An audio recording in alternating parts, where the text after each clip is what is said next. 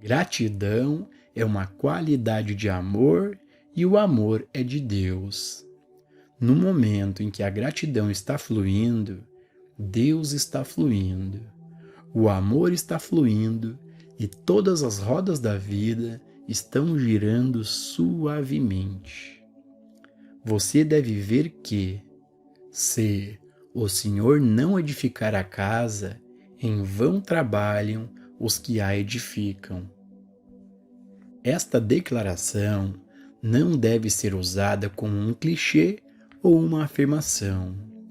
Deve-se entender que isso significa que, antes de empreender qualquer atividade, e isso certamente inclui levantar-se pela manhã, não espere muito daquele dia, se você não teve a experiência real do contato com Deus e recebeu a garantia interior: eu estou em campo. A experiência de Deus não é mental, nem intelectual.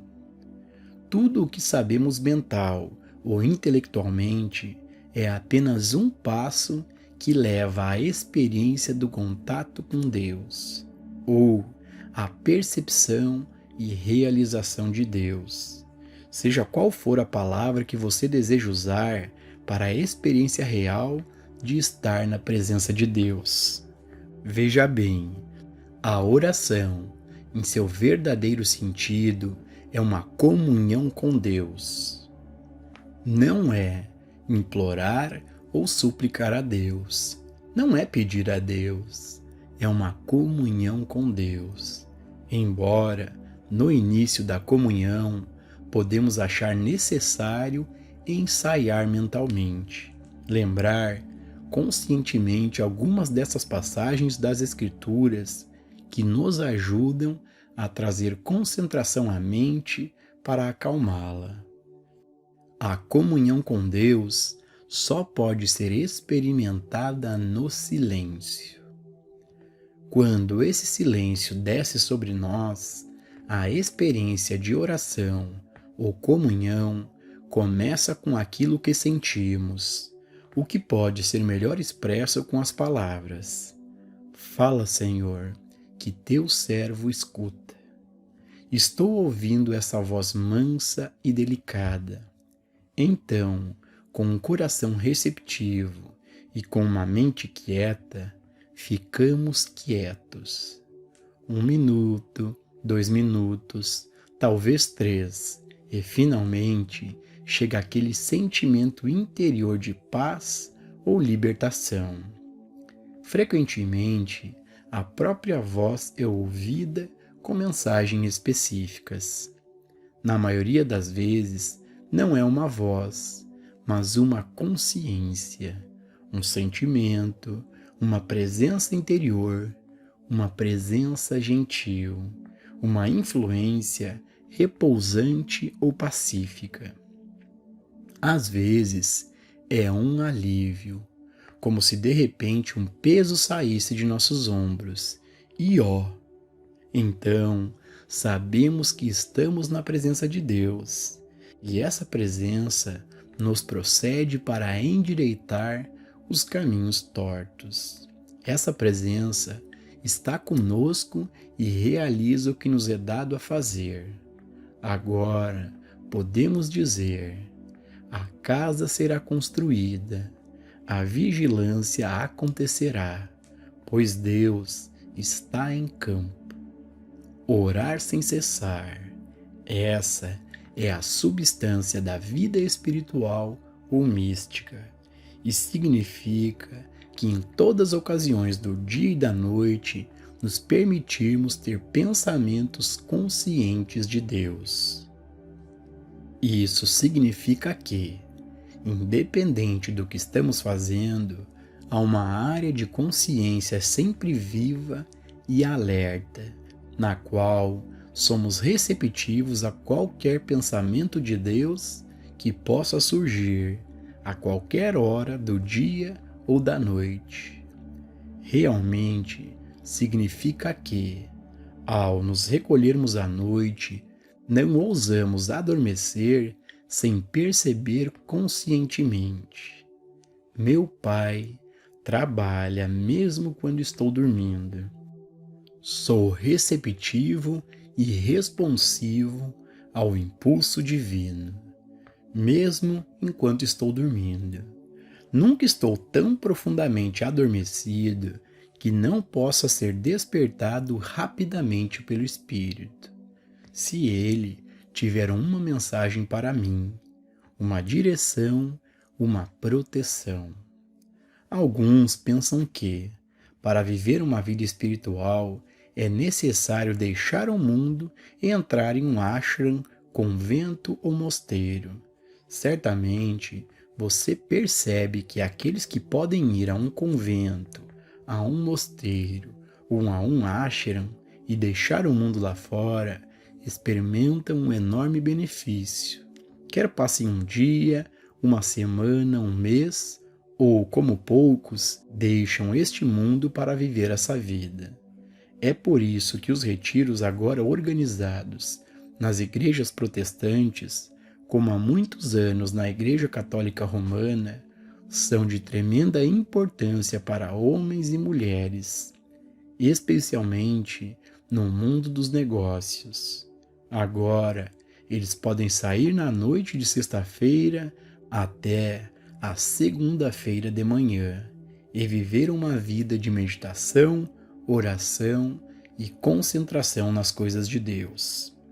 Mas, para aqueles que não podem tirar proveito dessa oportunidade, ainda existem 24 horas por dia em que podem se recolher no santuário de seu próprio ser. Hoje em dia, mais igrejas do que nunca estão abertas para as pessoas passarem tempo em meditação e oração. Os escritórios têm banheiros silenciosos, as casas têm banheiros ou varandas. Todo mundo que é verdadeiramente guiado pelo Espírito encontrará dezenas de oportunidades durante o dia para se recolher em um lugar calmo, onde poderá perceber e realizar a graça de Deus interiormente. Essa, é claro, é a meta.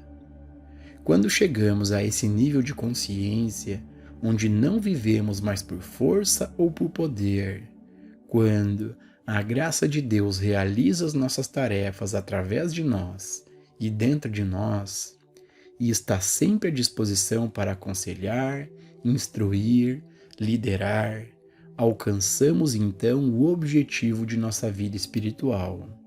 Não é necessário deixar o mundo, pois o Mestre Jesus disse: "Não peço que tires meus discípulos do mundo, mas eles não são do mundo como eu não sou."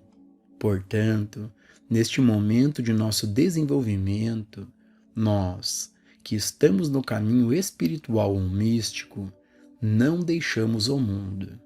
Somos necessários nos negócios, nas escolas, na política, nos tribunais, permanecendo sempre na presença de Deus.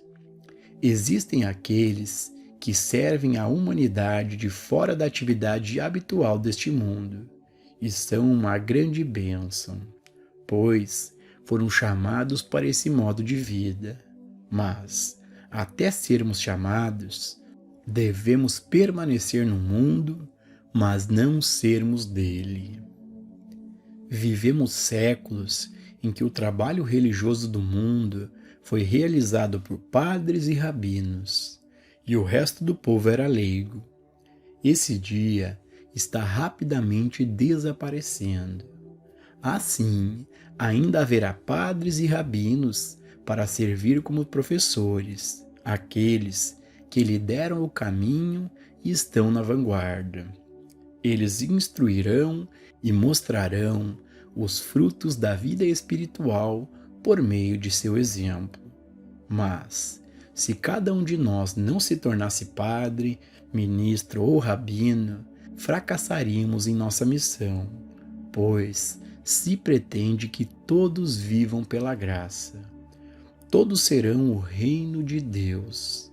Todos devem ser ministros de uma forma ou de outra, não para servir como ministros de uma igreja, mas para ministrar onde estão, nos negócios, nos tribunais, na sala de aula, mostrando a mesma integridade espiritual que se espera de seus ministros, transmitindo a mesma luz espiritual, exemplificando as mesmas qualidades semelhantes a Cristo, que transformam este mundo no céu.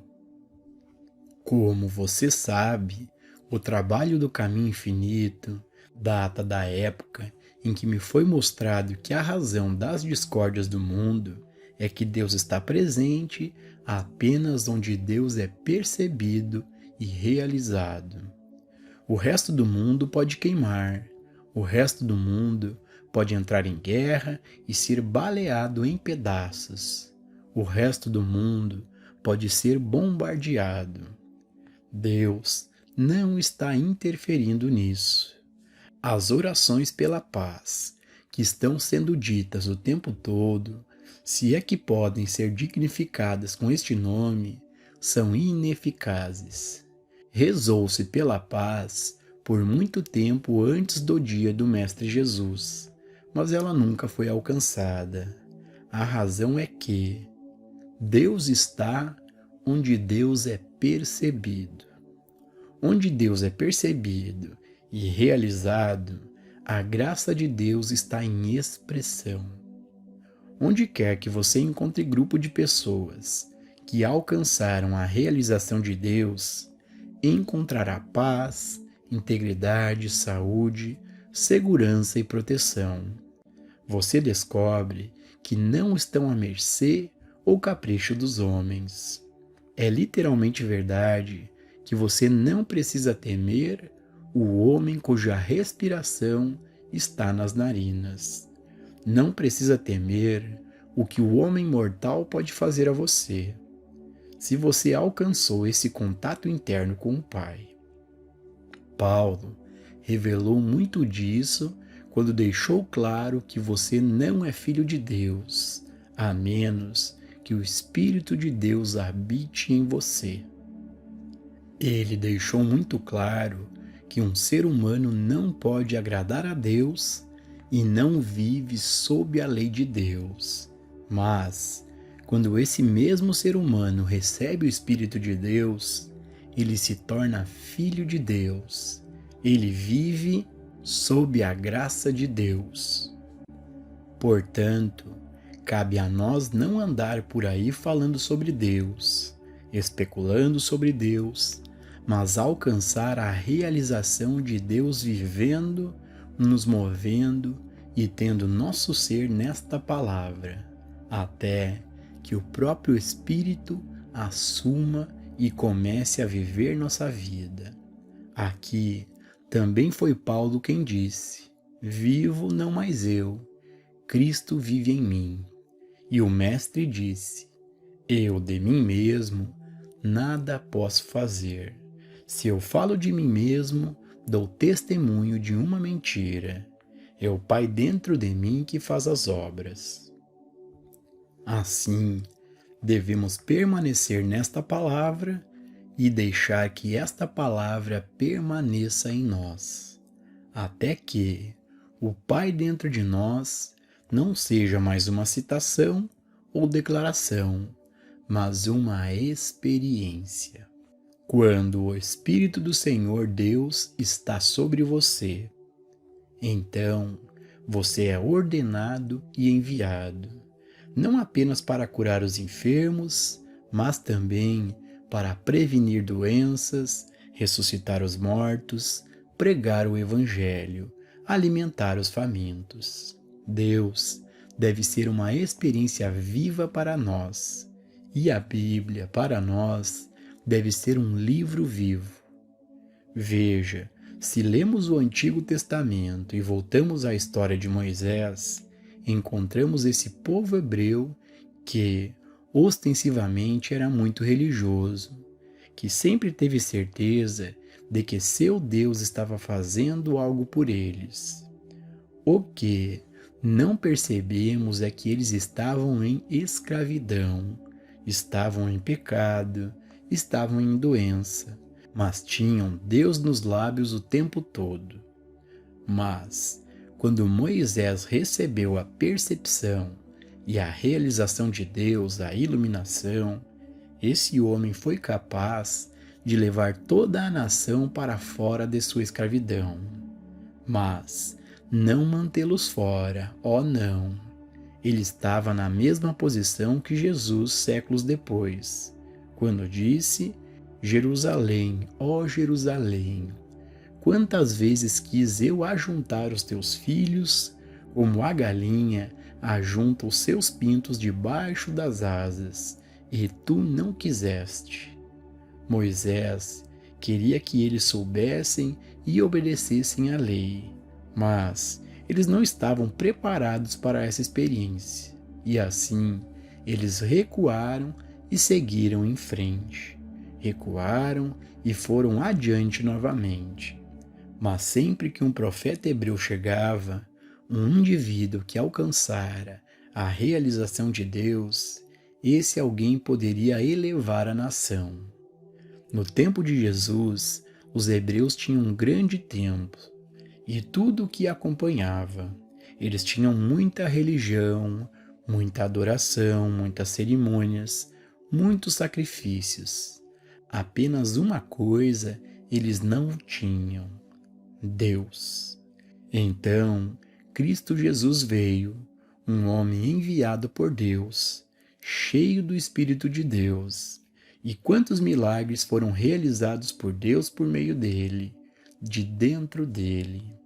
Às vezes, acredita-se que apenas Jesus tinha dons espirituais e poderes espirituais.